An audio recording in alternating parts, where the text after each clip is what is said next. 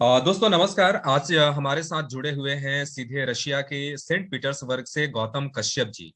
और गौतम कश्यप जी आज की इस वीडियो में बताने जा रहे हैं कि जो नए स्टूडेंट्स हैं, यानी कि जो तैयारी कर रहे हैं या रशिया में अपना भविष्य तलाश रहे हैं, तो वो रशिया कैसे जा सकते हैं और रशिया में अपने आप को कैसे स्टैंड कर सकते हैं। मैं आपको बताऊं कि गौतम कश्यप काफी टाइम से रशिया में हैं और रशिया की जो लाइफ स्टाइल है, वहाँ का जो कल्चर है, वहाँ की जो सिस्टम है, उसको वो उन्होंने काफी करीब से समझा है।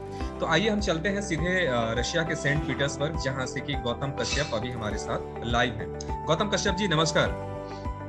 नमस्कार सभी श्रोताओं को मेरा नमस्कार। जी जी।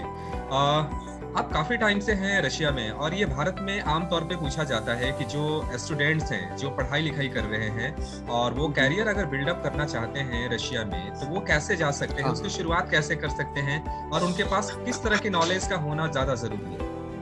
बिल्कुल, ये बहुत ही अच्छा प्रश्न है आपका। और जी जैसा कि मैं बता दूं, जो भी भारतीय साथी, जो भी बच्चे हैं, वो रूस में पढ़ाई के उद्देश्य से आना चाहते हैं, तो बहुत मुश्किल नहीं है और बहुत ही आसानी से आ सकते हैं। इसके लिए रूसी सरकार हर साल स्कॉलरशिप के लिए आवेदन मंगाती है। आप ऑनलाइन आवेदन भर सकते हैं और उसके बाद आपका एक इंटरव्यू होगा। उसके बाद आप सीधे रूस में आ सकते हैं। तो प्रोसेस बहुत ही सरल है। साथ ही आप रूस की विभिन्न यूनिवर्सिटी में भी आप डायरेक्ट आवेदन कर सकते हैं और वहाँ पर भी जो सिलेक्शन प्रक्रिया है वो पोर्टफोलियो आधारित है। यानी अगर आपका पोर्टफोलियो अच्छा है, आपके पास एक्सपीरियंस अच्छे हैं, मान लीजिए कि जैसे कि अगर कोई बच्चा है, उसने टॉफेल एग्जाम दिया है या फिर किसी ने एक्स्ट्रा करिकुलर एक्टिविटीज में भाग लिया, तो इन सब सर्टिफिकेट्स को जोड़ के आप अपना पोर्टफोलियो तैयार कर सकते हैं और इसके आधार पर आप आवेदन कर सकते हैं। तो इससे है कि आपको स्कॉलरशिप पर मतलब आपका एडमिशन हो जाएगा और इसमें आपके अपने पैसे खर्च करने नहीं होंगे। आपको वहाँ पर थोड़ी बहुत पैसे आपको, मतलब आपका जो एजुकेशन है, शिक्षा, वो पूरी तरह से निःशुल्क। उसके साथ ही आपको हॉस्टल में रहना, ये सब फ्री में उपलब्ध होगा। आपको खाने के लिए पैसे खर्च करने होंगे।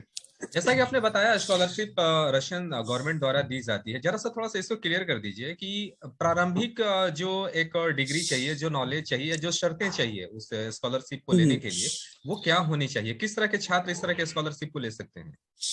देखिए, कोई भी आम छात्र इसके लिए, मतलब ऐसा कोई परसेंटेज नहीं चाहिए और या फिर ऐसा कुछ नहीं। आप बस आपका, अगर आप औसतन आपका परसेंट जो है 50-55% भी है, तो भी आप अप्लाई कर सकते हैं। और अप्लाई करने के बाद सबसे बड़ी बात है कि रशिया में जो भी काम होता है वो रूसी भाषा में होता है।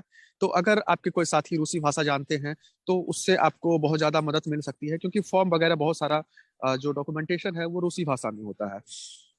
या तो आप ट्रांसलेटर हायर कर सकते हैं या आप अपने दोस्त जो रूसी भाषी हैं उनकी मदद ले सकते हैं और उसको उसको फॉर्म को आप फिलअप कर सकते हैं। जैसे वो कि क्षेत्र जनरली तो कौन कौन लोग सा आना हो। चाहते हैं।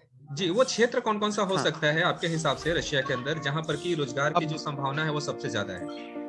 अब जैसे देखिए, अधिकतर यहाँ पे मेडिसिन की पढ़ाई करने के लिए आते हैं। हम्म। लेकिन उसके अलावा भी रशिया में बहुत कुछ है। बहुत सारे लोग, हमारे दोस्त हैं जो कि अभी यहाँ पर अभियांत्रिकी यानी इंजीनियरिंग की पढ़ाई कर रहे हैं। मैं खुद ही यहाँ पर आया था, रूसी भाषा और साहित्य पढ़ने के लिए आया था।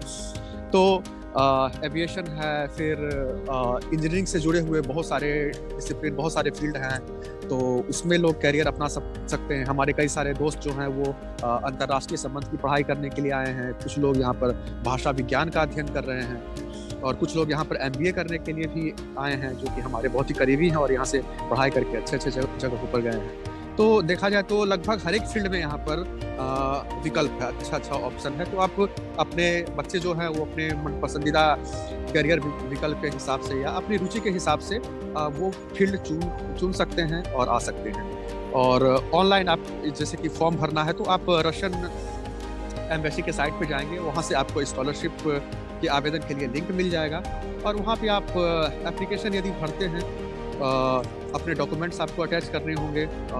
जैसे कि अगर आप बैचलर डिग्री के लिए आ रहे हैं तो 10+2 का मार्कशीट होना चाहिए और जो सर्टिफिकेट्स है वो होना चाहिए। तो उसके बाद वो आपको इंटरव्यू के लिए बुलाएंगे। इंटरव्यू में जो है, लेकिन हाँ, एक चीज़ है कि जो कि मैं पहले बता देना चाहता हूँ, रूस के अधिकतर विश्वविद्यालयों में पढ़ाई जो है रूसी भाषा में होती है। तो अगर आप भारत में पहले से ही कोई कोर्स रूसी भाषा का कर लेते हैं तो आपके लिए प्लस पॉइंट है, आपके सिलेक्शन के चांस बढ़ जाएंगे। और अगर रूसी भाषा नहीं भी आती है तो कोई दिक्कत नहीं है, आप यहाँ पर आकर सीख सकते हैं। तो आप यहाँ पर आकर जैसे ही अगर आप बैचलर कोर्स में एडमिशन लेते हैं, चाहे वो मेडिसिन हो, इंजीनियरिंग हो या ह्यूमैनिटीज हो, तो आपको 1 साल यहाँ पर रूसी भाषा सिखाई जाती है। तो 1 साल रूसी भाषा सीखने के बाद फिर आप जो है अपनी पढ़ाई यहाँ पर शुरू कर सकते हैं। अच्छा, यहाँ पे माहौल कैसा है? अक्सर लोगों के ये दिमाग में सवाल होता है कि रशिया में जो रशियन है वो इंडियन के साथ किस तरह का ट्रेड करते हैं, वो किस तरह से घुल मिल सकते हैं वहाँ जाने के बाद? देखिए, मैं जब से रशिया में मतलब मुझे अभी फिलहाल मैं अंतिम बार घर गया हूँ 3 साल पहले, तो मुझे यहाँ पे बहुत मैं कंफर्टेबल महसूस करता हूँ। और यहाँ पे जो भी रूसी समुदाय है क्या कहते हैं, उनके साथ घुलना मिलना बहुत ही आसान है।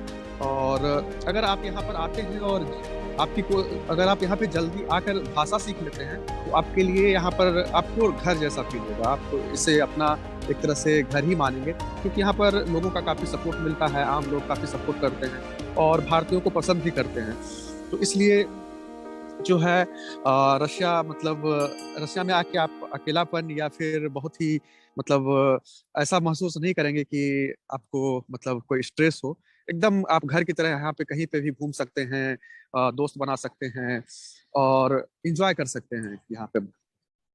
बिल्कुल, बहुत अच्छा लगा आपसे बातचीत करके। थोड़ा सा मुझे ये बता दीजिए कि भारत और रशिया के हिसाब से अगर हम लोग सुरक्षा के हिसाब से अगर हम कंपेयर करें, सिक्योरिटी के हिसाब से अगर हम बात करें, तो इंडियन कितने सुरक्षित हैं वहाँ रशिया में रहते हुए?